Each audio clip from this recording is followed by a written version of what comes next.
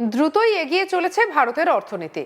আগামী দিনে দেশের অর্থনীতিকে আরও এগিয়ে নিয়ে যাওয়ার জন্য লাগাতার কাজ করে চলেছে সরকার। 21 শতকে অর্থনৈতিক শক্তি এবং জাতীয় নিরাপত্তা কেবল ভূখণ্ড বা জনসংখ্যা দ্বারা নয়, বরং গুরুত্বপূর্ণ প্রযুক্তি এবং সরবরাহ শৃঙ্খলের ওপর নিয়ন্ত্রণের মাধ্যমে নির্ধারিত হচ্ছে। বৈদ্যুতিক যানবাহন এবং নবায়নযোগ্য জ্বালানি থেকে শুরু করে প্রতিরক্ষা ব্যবস্থা এবং ভোক্তা ইলেকট্রনিক্স পর্যন্ত আধুনিক অর্থনীতিগুলি কিছু নির্দিষ্ট কৌশলগত উপকরণের উপর নির্ভরশীল, যা সামান্য বিঘ্ন পুরো শিল্পক্ষেত্রকে অচল করে দিতে পারে।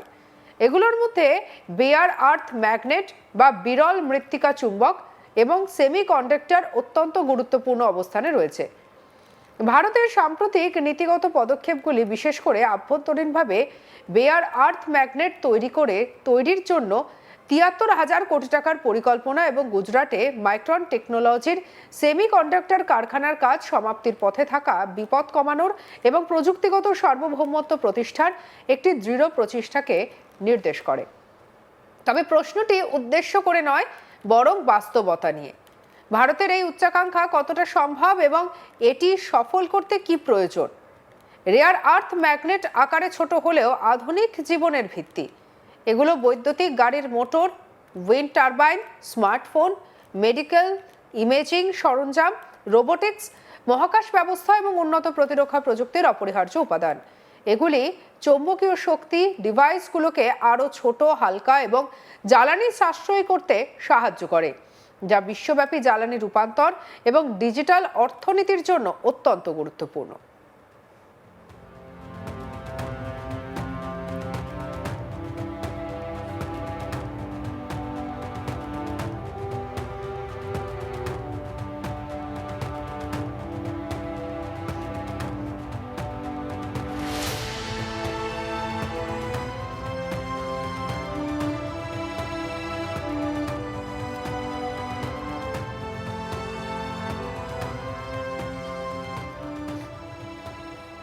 তবুও রেয়ার আর্থ বিশ্বের অন্যতম ঘনীভূত সরবরাহ শৃঙ্খলের একটি। চীন বিশ্বব্যাপী রেয়ার আর্থ প্রক্রিয়াকরণে ৯০% এরও বেশি এবং ম্যাগনেট উৎপাদনে সিংহভাগ নিয়ন্ত্রণ করে। যদিও রেয়ার আর্থ উপাদানগুলো ভূতাত্ত্বিকভাবে খুব একটা দুর্লভ নয়, তবে এগুলোকে বড় আকারে আহরণ, প্রক্রিয়াকরণ এবং শোধন করার ক্ষমতা প্রযুক্তিগতভাবে জটিল, পুঁজিনিবিড় এবং পরিবেশগতভাবে চ্যালেঞ্জিং। কয়েক দশক ধরে চীন রাষ্ট্রীয় সমর্থন, প্রযুক্তি অর্জন এবং শিল্প ক্লাস্টারিং এর মাধ্যমে এই সক্ষমতা তৈরি করেছে, যার ফলে বিশ্বের বেশিরভাগ দেশ তাদের সরবরাহের ওপর নির্ভরশীল হয়ে পড়েছে। ভারতের এই নির্ভরশীলতা বিশেষভাবে প্রকট। বর্তমানে ভারত তার ম্যাগনেট এবং সংশ্লিষ্ট উপকরণের ৮০% থেকে ৯০% চীন থেকে আমদানি করে। সরকারি তথ্য অনুযায়ী শুধুমাত্র ২০২৫ সালেই ভারত প্রায় $২২১ মিলিয়ন মূল্যের রেয়ার আর্থ ম্যাগনেট এবং কাঁচামাল আমদানি করেছে। এই নির্ভরশীলতা কেবল বাণিজ্য ভারসাম্যহীনতা নয়, এটি একটি কৌশলগত দুর্বলতা। ২০২৪ সালে বাণিজ্য বিরোধের জেরে চীন যখন নির্দিষ্ট কিছু রেয়ার আর্থ পণ্যের রপ্তানি সীমিত করে, তখন এই দুর্বলতা স্পষ্টভাবে ধরা পড়ে। যদিও বিধিনিষেধগুলো সাময়িক ছিল, ভারতের ওপর এর প্রভাব ছিল তাৎক্ষণিক। গাড়ি নির্মাতা, ইলেকট্রনিক্স প্রস্তুতকারক এবং নবায়নযোগ্য জ্বালানি সংস্থাগুলোর সরবরাহের অনিশ্চয়তার মুখে পড়ে। এমনকি ভারতের দ্রুত বর্ধনশীল বৈদ্যুতিক যানবাহন শিল্প রেয়ার আর্থ ম্যাগনেটের বিকল্প খুঁজতে বাধ্য হয়।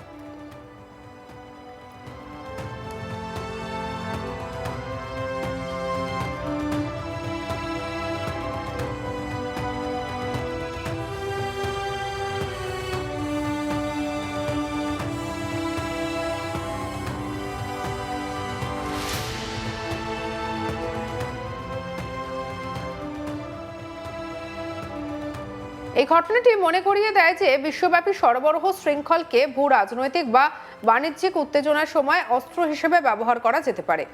২০২৫ সালের নভেম্বরে ভারত রেয়ার আর্থ ম্যাগনেটের ক্ষেত্রে চীনের উপর নির্ভরশীলতা কমাতে ৭৩,০০০ কোটি টাকার একটি পরিকল্পনা অনুমোদন করে। খনি থেকে শুরু করে তৈরি করে পণ্য পর্যন্ত একটি সম্পূর্ণ ইকোসিস্টেম চেষ্টা না করে সরকার ম্যাগনেট উৎপাদনের উপরে গুরুত্ব দিয়ে একটি বাস্তবসম্মত পথ বেছে নিয়েছে। একটি সম্পূর্ণ রেয়ার আর্থ ইকোসিস্টেম তৈরি করা ব্যয়বহুল। প্রযুক্তিগতভাবে কঠিন এবং সময় সাপেক্ষ। এর জন্য খনি পরিচালনা, জটিল রাসায়নিক প্রক্রিয়াকরণ এবং বর্জ্য ব্যবস্থাপনা প্রয়োজন। বিপরীতে ম্যাগনেট হলো সবথেকে বেশি ব্যবহৃত রেয়ার আর্থ পণ্য। ম্যাগনেটকে লক্ষ্য করে ভারত দ্রুত দৃশ্যমান আত্মনির্ভরতা অর্জন করতে চায়। এই প্রকল্পের অধীনে নির্বাচিত নির্মাতারা 7 বছরের মধ্যে বার্ষিক 6000 টন স্থায়ী ম্যাগনেট তৈরির জন্য মূলধন ভর্তুকি পাবেন। বৈদ্যুতিক যানবাহন এবং প্রতিরক্ষা খাতে ক্রমবর্ধমান চাহিদার কথা মাথায় রেখে এই লক্ষ্যমাত্রা নির্ধারণ করা হয়েছে। আর্থিক প্রতিশ্রুতি বড় হলেও শিল্প বিশেষজ্ঞরা সতর্ক করেছেন যে শুধু উৎসাহ বা সুবিধা প্রদানই সাফল্য নিশ্চিত করবে না। রেয়ার আর্থ ম্যাগনেট তৈরির জন্য বিশেষ প্রযুক্তি, উপাদানের গুণমানের উপর নিখুঁত নিয়ন্ত্রণ এবং উচ্চ বিশুদ্ধতার কাঁচামালে নিরবিচ্ছিন্ন সরবরাহ প্রয়োজন। এই ক্ষেত্রে ভারতের বর্তমান সক্ষমতা সীমিত। একটি বড় চ্যালেঞ্জ হলো প্রযুক্তি। ম্যাগনেট উৎপাদনের জন্য মালিকানাধীন প্রক্রিয়া এবং গভীর মেটেরিয়াল সায়েন্স দক্ষতা বাড়ানো প্রয়োজন। কাঁচামাল সংগ্রহ করা আরেকটি বড় বাধা। এমনকি ভারত যদি কারখানা তৈরিও করে, তবুও তাকে রেয়ার আর্থ অক্সাইড এবং ধাতু সংগ্রহ করতে হবে। ভারতের অভ্যন্তরীণ মজুদ থাকলেও তা আহরণ করা পরিবেশগত এবং প্রযুক্তিগত চ্যালেঞ্জিং। কাঁচামালের সরবরাহ নিশ্চিত না হলে উৎপাদন আবারও আমদানির উপর নির্ভরশীল হয়ে পড়ার ঝুঁকি থাকে।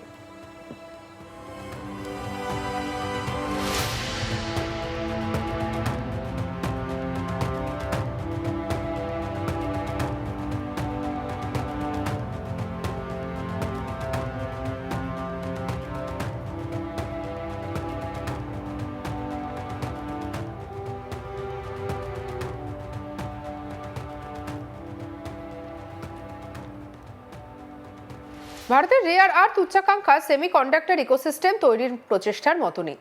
স্মার্টফোন থেকে শুরু করে প্রতিরক্ষা ব্যবস্থা, চিপ ছাড়া আধুনিক প্রযুক্তি অচল। কয়েক দশক ধরে ভারত সেমিকন্ডাক্টর উৎপাদনে পিছিয়ে থাকলেও সম্প্রতি একটি নীতি গ্রহণ করা হয়েছে। এই প্রচেষ্টার একটি বড় ফলাফল হলো আহমেদাবাদের সানন্দে মাইক্রন টেকনোলজির সেমিকন্ডাক্টর অ্যাসেম্বলি এবং টেস্টিং সুবিধা।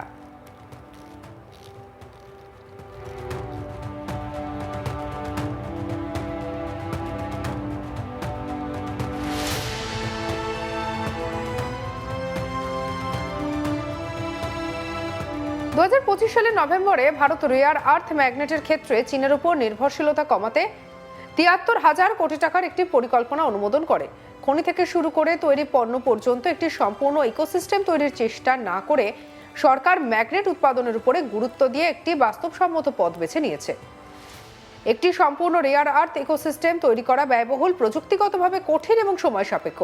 এর জন্য খনি পরিচালনা, জটিল রাসায়নিক প্রক্রিয়াকরণ এবং বর্জ্য ব্যবস্থাপনা প্রয়োজন। সঙ্গে রাখুন আজ তাক বাংলাকে। অন্যান্য খবরের জন্য লাইক, কমেন্ট, শেয়ার, সাবস্ক্রাইব করতে ভুলবেন না।